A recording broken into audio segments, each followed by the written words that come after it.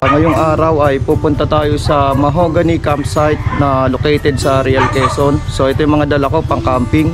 Kompleto na yan. Nandito yung ating tent. Dito yung ating kaldero, kawali. Then sa loob may gas stove. So lahat ng kailangan natin sa camping. So nandiyan na. Samahan nyo kami guys sa isa na namang camping trip. Let's go!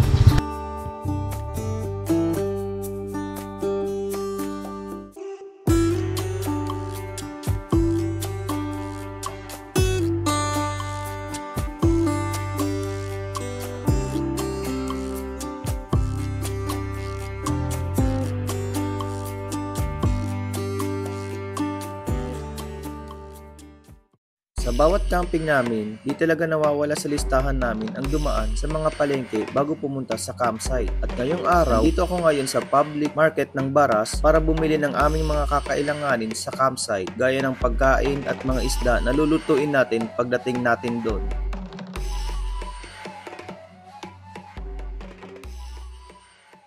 So nandito kami sa Pami, Laguna, sa may Abiola, yung sikat na kainan dito sa Pami, Laguna.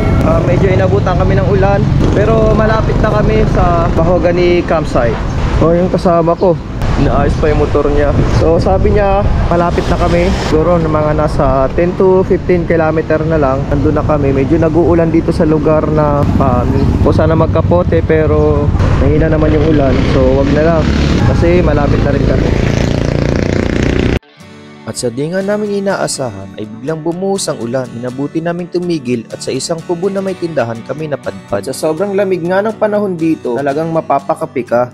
So dahil nga maulan ngayon, tumigil muna kami saglit. At sa kalagitnaan ng aming pagkakape ay nakakwentuhan ko si nanay. Nabanggit niya sa amin na wala daw tigil ang ulan dito mula pa noong Nobyembre. Talaga namang sobrang lamig sa lugar na to. Nandito kami ngayon sa kantin ni nanay dito sa anong lugar to, nay? 13 kilometer, Barangay Kapatalan, Siniluan, Laguna. Yun. Nasa bandang Laguna kami, Siniluan. Medyo maulan dito sa lugar, sa parteng lugar nito. Ang ulan daw dito is nagmumula ng... Pero, tayo naka-medyas pa. Nanginginig lagi ako. Malamig dito, nay. Malamig. Pag na maliligo ay buwis buhay. Talagang... Pop, susuungin pala natin dun yung lamig ng mas falls. lagi hangin sa pataas. Sa pataas kayo. Uy, lamig! Si Papi kasi nagyaya ng rides eh. Pagkatapos nga namin magkape, minabuti na namin umalis dahil medyo may kalayuan pa ang campsite na pupuntahan namin. Pero sa aming pag-alis ay baon namin ang kagandahang loob at mga pangaral ni nanay. Magkaisipan para sa mga bagay na magiging mabuti sa kapwa. Tama. Ay, ang alam nyo, ang kandidato na nangampanya sa akin, hindi aalis nang walang sermon.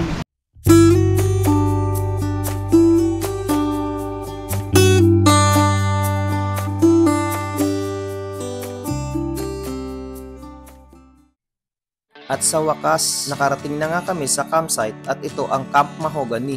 Matatagpuan ito sa Real Quezon. 3 hanggang 4 na oras ang biyahe mula Maynila. Sulit ang biyahe dahil pagdating mo dito ay malamig at malawak na campsite ang sasalubong sayo. Napakabait din ng mga staff nila kaya siguradong marerelax ka dito.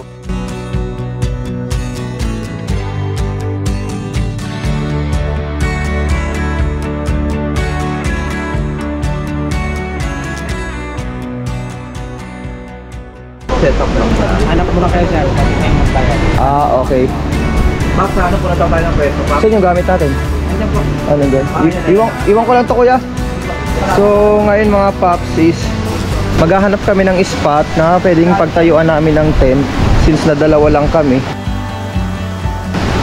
Hahanap kami ng magandang spot. So sabi nila hanap daw muna kami ng spot o ng lugar na pwede namin makita bago kami magbayad. So ayan, sa ngayon hanap muna kami ng spot yan mga paps.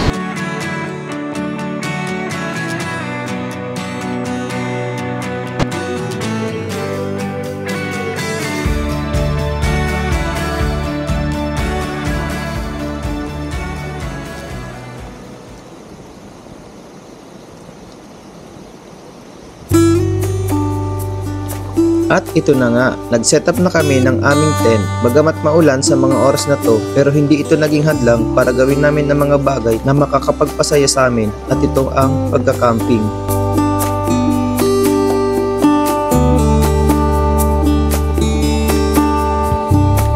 Iba pala talaga ang pakiramdam pag nagagawa mo ang isang bagay na gusto mo. Mag-aalas 3 na nga pala dito kaya binilisan namin ang pagbuo sa tent. Pagkatapos nito ay magluluto na kami at yun ang pagkain namin mamayang hapunan.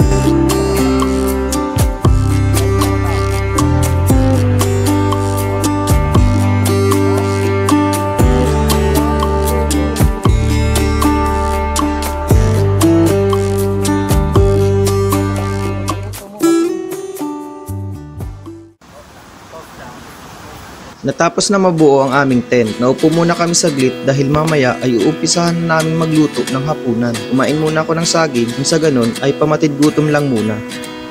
29 and I find myself wondering what did happen to the last 10. I ran away with my life, fast forward, never turn back again.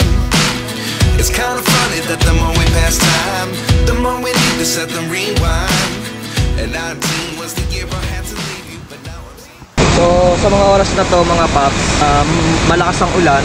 Magluluto muna kami ng pagkain namin kasi hindi pa kami kumakain. Pagdating namin dito kanina, ganyan na talaga yung panahon. And actually pag-alis pa lang namin ng Maynila, ganun na yung panahon. So tinuloy pa rin namin yung camping trip namin kasi syempre wala makakapigil pag gusto mo talagang gawin yung isang bagay. So kaya ngayon nandito kami ngayon sa Camp Mahogany para mag-camping kahit maulan. So ayan yung mga tabing ilog kami. Ayan, nagluluto si Tio Papi. Ako, nagsasaing. Tignan yung sinaing ko. Uy, goods! Ayan, Pap. Ha?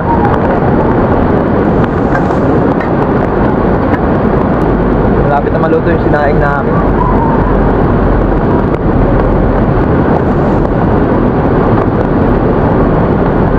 Next, si Tio Papi. Magluluto ng sinigang. Pabangan natin yan. So kakain na kami. First bite.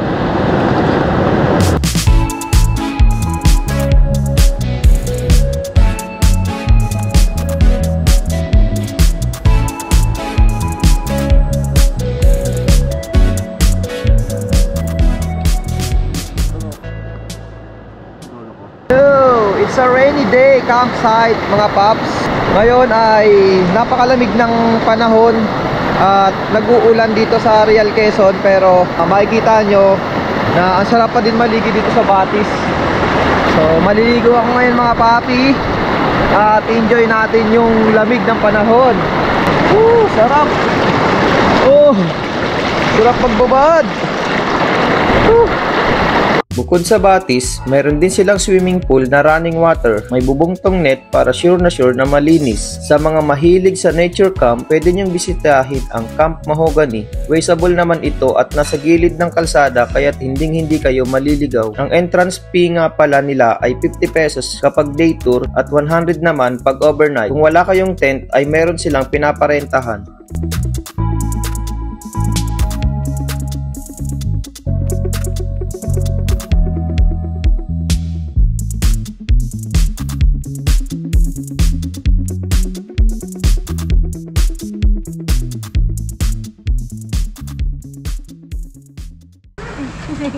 Nahiya siya sa camera nyo. Yun, so pauwi na kami. Actually, pauwi na kami ngayon. Nandito kami sa payment section. So magbabayad na kami bago umalis. So masayang experience para sa amin dahil parang first time kong mag-camp na ganito yung weather. So kahapon nag-enjoy naman ako sa Batis, naligo ako. Hindi ko alam na mayroon pa pala silang swimming pool na banda sa taas. So ipapakita ko sa inyo yung swimming pool nila. Maganda doon pa sa taas na swimming pool nila. Hindi ko na paliguan yung kahapon dahil busy kami mag set up and luto. And so ngayon naman kaninang umaga busy rin nagluto ng almusal. So pero dinalo ko yung kanilang swimming pool, napakaganda. So yun.